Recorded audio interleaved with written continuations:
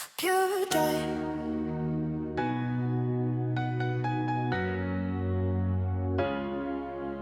Pure joy.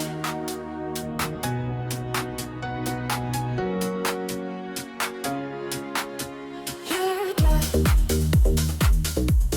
Welcome to the Joy Lounge. You are with PJ, PureJoy Belanger, your host of PJ's PureJoy podcast. I want to say thank you to Americans for Prosperity for giving us all a voice and a platform to be heard in the legislative process so that we can get policies that protect our freedoms and protect our economic prosperity. And then I also want to thank Bizly app, bizlyapp.com/PJ. You want to make sure you take a tour. Any entrepreneur, any business will want to see all of the amazing software that's all in one place. Bizly app, bizlyapp.com/PJ. Any software and every software any business would ever need all in one place for pennies on the dollar. And then also I want to announce something really quick to make sure I don't forget. Please put on your calendar April 18th at McKee Ranch. We're going to be connecting with our community, and we're going to be connecting with the Declaration of Independence to celebrate America's 250th anniversary birthday. Wow. So welcome today. My guest is an amazing woman who does, it's not just intriguing work, it's absolutely important work. Awareness is prevention. I've got Lena Walther with us today. Thank you so much for being here. Thank you for having me. We haven't actually seen each other in a little while, but we always run into each other at events and out in the community. And you're just have such a servant's heart. And I know that awareness is prevention is all about human trafficking. But what people don't realize, it's not just sex trafficking. It's actually also labor trafficking as well, right? Explain that and expound on that. Yeah, labor trafficking here in the Las Vegas area. It's not about working on farms or anything like in California. That's most of the labor traffic in California is, of course, on the farms. Right. Agriculture. Here it's in the restaurants and the massage parlors. And in people's homes. Oh, yeah. Yeah, I know a lot of, elitists here that are, bragging about how they get these people to work for them for close to nothing. And it's very, very sad. Oh, yeah. That's very, very prevalent in D.C. area, too, where you have all these foreign diplomats bringing people from their own country. Right. And paying them zero, literally. I tell you what, I'm focusing on more these days. Of course, I do sex trafficking training and all that, because I'm part of the police department's task force. But what I'm focusing on is cyberbullying. Interesting. Sextortion and grooming. That's where the risks. Sextortion and grooming. Yeah, that's where the risks are these days. All kids are on their phones and computers. And sextortion, financial sextortion, is our biggest threat. And most people don't even know about it. And it targets young boys started with 11 and 17, now we're down to about 9 and 17. Oh my goodness. And they want money. There is no sex involved, they want money. And they target kids from good families because that's where the money is. Right. And it happens very quickly. Most of the predators are from Nigeria. FBI has taken it serious enough, so they had an investigation going last fall inside Nigeria to catch some of them. Yes. And the suicide rates are skyrocketing. It's very sad. Awful, because here you have the young kid, and kids that age, they are not even developed mentally. And they are contacted by supposedly a beautiful girl. And with the picture starting, oh yeah, I saw your Facebook page, or not Facebook, Snapchat normally, and other platforms. And TikTok and Instagram. Yeah, and I like to get to know you, you look so cute, blah, blah, blah. And of course, these young boys get charmed into it. And this can happen very, very quickly, or it can take some time. The predator prefers it happens very quickly, so the boy doesn't have time to. Normally this happens at nighttime too, because of the time difference. Mm-hmm. And 85% to 90% are from offshore and mostly Nigeria. And they start talking and this and that, and then eventually the girl will say, oh, can't you send a picture of yourself? And she sends a picture of her. And And then it goes on a little bit further, and then she says, well, I'm going to send you a nude picture of me. Can you send me so I can see you entirely naked? Oh. And you'd be surprised. This little boy will do it. Sooner or later will do it. They just get manipulated. Yeah, totally. And the second the picture is sent, there is no more girl. Of course not. Now comes the demands for money. And the poor kid realizes he's been had. And the way out, if he normally doesn't have, they normally start off with 100, 500,000, and it keeps escalating if he sends any. And of course he's told if he doesn't send the money, then the picture will go to everybody, including his school, his teammates in sports, to his family, to everybody on his friends list. So unfortunately, a lot of times, there is only one way out: suicide. That's terrible. And it is so common now. It's So how do we awful. prepare these kids ahead of time? And what can parents do to head it off before it What happens? parents have to do is sit down and talk to their kids. Start with elementary school even. You just phrase it a little differently with the real young ones, but you have to let them know that the only way to protect themselves is do not communicate with anybody, even if it is this nice-looking person that sounds so friendly and wants to continue talking. Don't answer. Don't delete anything, and report it to the authorities. FBI can trace it. They can trace to where it came from. But they need to have a report, and they have to have access to the laptop and or the cell phone, and they trace it. Wow. That's how they know it comes from Nigeria, most of it. But it is so crucial that parents start talking to their kids and telling them, you are a target. It's not your fault. No one will ever blame you. And here comes the worst part. So let's say they don't send a picture. Well, what the predator will do, they take their face from whatever platform they found them on, and they do a stick figure, send it to AI. You have a nude picture with that head yes, they make in it up. no time. That's terrible. And then they send that to the boy, and he's going to look at that picture and he's going to think, well, that's not me. But then he realizes no one else knows that because they never seen him naked. Right. Right. So therefore I used to say, don't ever send a picture. Well, forget that. Don't ever communicate. Right. Strangers are strangers. We were Yeah. always taught, don't talk to strangers. Exactly. Don't talk to strangers, especially online. Yeah. You have no idea whom you're Especially talking online. to. You know, I was reading earlier today that in Nigeria there's so much fraud that that the banks won't even do business there. Yeah. There's no banking systems in Nigeria because there's so much fraud. Oh, yeah. It's really a horrible country because of that. Yes. Wow. But I have, I'm trying to get this out to as many people as I can. I am out speaking a lot. I'm almost into Clark County School District now. Wonderful. And the parents have to know what's going on. It's crucial that they are aware, caretakers and parents, what is going on. Right. Because they don't know. Right. If you're approached by any stranger, you should always go to your parents. Say, hey, do we know this person? Should I talk to this person? I mean, hopefully parents have a relationship with their children enough to where their children will talk to them. I hope so. Yeah. Or at least talk to a trusted adult. You can Right. talk to maybe an older sibling or a teacher or someone. Right, an aunt, uncle. Yeah. Yes. But, So let me focus on you a little bit more. You speak 7 languages. I would like to tell our viewers about all the languages you speak. Well, of course, I'm Swedish. So Yes, I'm you're a native. consul. You're Yeah, honorary I'm consul. Emerita these days. I was consul for 18 years, so I finally burned out. Wow. Yeah. It's a lot of things going on in Las Vegas, and Sure. everything happens on weekends. So you're constantly on duty as a consul, honorary Wow. consul. Yeah. But I enjoyed it, and I'm still helping out with the consul corps and being part of that too. But of course I speak Swedish, I speak English. I lived in France twice. I speak French. I lived in Spain. I speak Spanish. I lived in Austria. I speak German.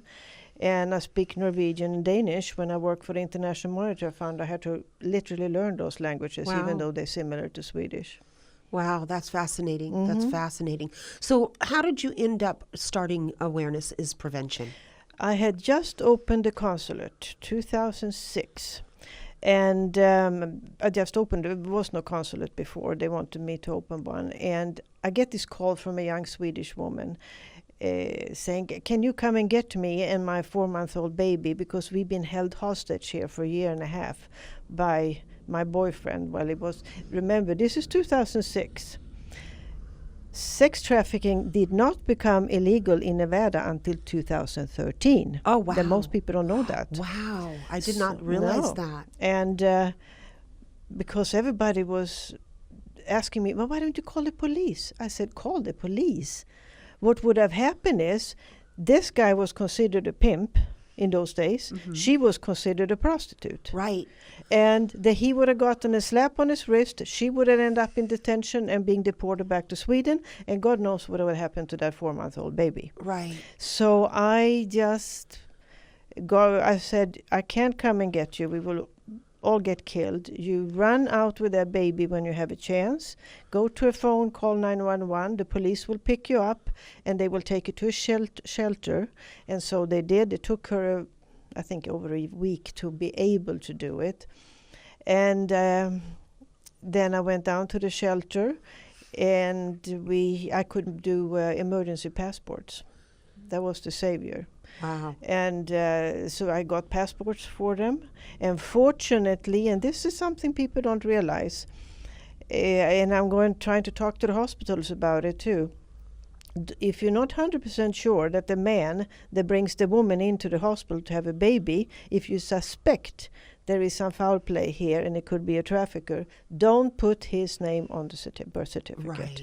That is so easy to do a DNA test, much later. I used to do them in my office even. You have a swab and just do the saliva and send it in. Right. That's how easy it is. But if that name is on, that poor woman and girl is stuck with him for 18 years Right. to take decisions for the child. Yes. So there was no father's name on the baby's birth certificate, so I could do a passport for her and the mother, and I got the airplane tickets, and they were out of here within a week. Wow. And the guy had no idea what happened. So she got back to her Sweden. family in Sweden. Yeah. And do you by chance get to stay in touch with these people? No, I'm not allowed to. Not allowed to. I'm not allowed to. I wonder never how they're allowed to. doing now. I Well, she sent me a Christmas card with a picture of the two of them smiling. Oh, No that's return sweet. address, but just we literally Well, we are that's fine. wonderful that you got that. Yeah. That's wonderful. So tell us about awareness in the arts. Yeah, we haven't gotten that going. We were trying, and then the pandemic hit. I was just about to get started with Plandemic. it. Yeah, exactly. And so put it on ice for now. But we will eventually do it. I because love it's a that when I wo- read yeah. about it. It's a really incredible program where not just victims, but also other people become more aware by putting together all kinds of different art projects that include aspects of trafficking Exactly. or of human trafficking, whether it be in work related or sex trafficking. Yeah, no, I think So I it hope will that be a you- good one. Yeah, I hope that We we can will. get that going. Yeah. It's wonderful. I kind of have to work on one thing at a time. Right, right. What are you working on now? Well, I'm working on cyberbullying and trying to get into the schools, Cyberbullying, as many yes. schools as possible, not only Clark County School District, but private schools too. Right. Did you just hear what happened at a private school this week? There's A young boy was gang raped. At Oh a wow! private No, I school here didn't in hear Las that. Vegas. I hear a lot of things, but I haven't heard that. Yeah, it's just absolutely horrific. I But Heavenly was Father, that the we one pray that for happened in boy. Costa Rica? No, here, Wow. here, a private school here. Yeah, because the private if school I read it had correctly. a field trip to Costa Rica, and Oh, yes. It Yeah. was on a trip. Yeah. Yes, yeah, that yes, was yes. it. Yes, it was on a trip. What house? I just pray that individual, that soul, can be healed and delivered of that trauma. That's an awful thing to have to endure. And what kind of parents raise those kind of monsters? Yeah, you wonder. You wonder. How and they're going to probably try to stick up for the perpetrators, for these pervert weirdo monsters. Of course. And that's what's really sick is, are they going to go soft on them? Well, the parents will probably do it, but I heard he got pretty stiff penalties. I hope so. Mm-hmm. I hope so. I think there were 2 guys. They got the penalties. Oh, good. But Good. yeah, and that's why I'm doing awareness. And the name of the organization came about. I was talking to a class at UNLV, and one of the students raised her hand and said, well, how can we prevent becoming victims? And I said, awareness. If you know what's going on, you can prevent it. But Pay you attention. have to have the knowledge. And after what happened with the young Swedish, she came over as a tourist, then I started helping a friend of mine who wanted to set up a clinic. And I went with her to all the meetings at the task force. All the non-profits were there, all the government agencies. No one worked together because everybody was holding on to the grant they had and would not share any information, would not share anything. That's terrible. Yeah, it really That's was. not No one community worked, minded. no. That's not community Oh, no. minded. We need to be And, yeah. collaborating. It's very important. The larger our voice, the larger our groups get by combining, the larger our voices get. The larger our voices get, the more impact we have. The more impact we have, the more we can actually save people from these know. situations. I know. Very And important. that's when I said to my husband, I'm so involved with this now. I don't want to quit. No one wanted to work with me. I was trying to get into help with nonprofits, but they had no interest. And finally I said, and the sad part is, no one is working on awareness. Everybody is working on victims. Right. In my personal opinion, it's a little bit too late. Right. You got to Prevention is get key. out there and get the information out. Yes, prevention. Prevention is way better than having Yeah. to rescue. Also, yeah. So, if you were to give a call to action to our listeners, what would that be? For parents, talk to your kids. Explain to them that you know what's going on. You know they are prime targets. They are never, ever their fault. Come to talk to their parents, to someone they trust, and tell them if they've been approached. Right. As soon as they are approached. Right. Don't respond. Don't delete anything. But primarily, don't respond. Don't respond. And Don't then- talk to strangers. No, and report it. And report it. Because How do they report it? there are several different places. Start with the police department, start with FBI, a National Center for Missing Exploited Children. They will all be involved. Right. And they will do an investigation. Right. And they don't take it lightly. Right. And they are never going to blame the young person, Right. ever. They're Right. very, very understanding of the whole thing. That's- But you have to report it, because if it doesn't get reported, they can't help. Yes, very true. How do people get in touch with you? How do the people volunteer, or how do they get in touch with you to work together? Like, my friend Stacy with Agape Rescues Children, you know Yeah. her? I'm sure that she's the type of person, she's very collaborative. And we have other organizations, Free International, Michael Bortel. Oh, I know him very well. Yeah, so I know that there are some organizations that do work together. Yeah. What's a good way for people to get in touch Easiest with is you? probably my my email, which is very easy. Is Lena, LENA at AIPNV.org. Lena at AIPNV.org. And the Wonderful. website is AIPNV.org. AIPNV.org for awareness is prevention. If we can't talk to our children, we're not going to be able to protect them. Please talk to your children. Please stay in aware of what, if you're going to allow them online, Yeah. provide some sort of protections, please. And please go to the website, AIPNV.org, and see how you can help. See how you can work together to prevent us from having to rescue more human trafficking victims, Yeah. whether it be in the workforce or whether it be sexually related. So thank you so much, Lena. I'm so glad you were Thank here you. today, and I look forward to seeing you real soon again. I hope and so. thank you all for coming onto our platform here and listening in the Joy Lounge and PJ's Pure Joy podcast. And we look forward to you joining us for the next episode. Enjoy.